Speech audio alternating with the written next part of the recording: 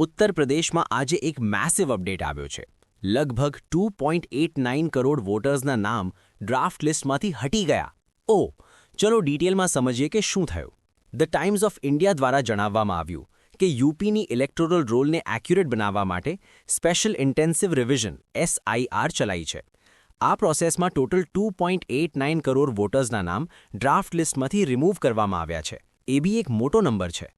આપણા chief electoral officer Navdeep રિનવાઈએ જણાવ્યું છે કે આ ડિલિશન્સનું મેઇન રીઝન્સ છે 46.23 લાખ વોટર્સ ડેડ ડિક્લેર થયા છે, 2.17 કરોડ લોકો પરમેનન્ટલી શિફ્ટ થયેલા છે, તેમજ 25 લાખની ઉપર ડુપ્લિકેટ એન્ટ્રીઝ, જે લોકો મલ્ટિપલ પ્લેસીસ પર રજિસ્ટર્ડ હતા.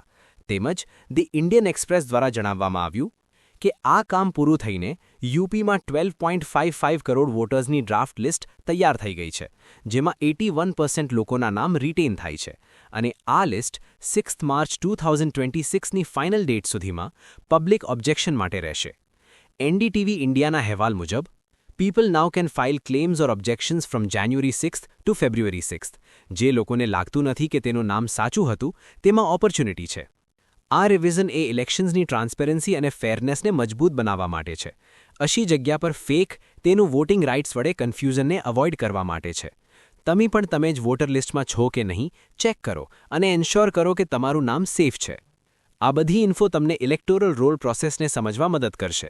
જ્યારે ડેમોક્રેસીમાં તમારું વોટ સાચું અને અપડેટ લિસ્ટમાં હોય, તમે પરફેક્ટલી આપનું હક યુઝ કરી શકો છો.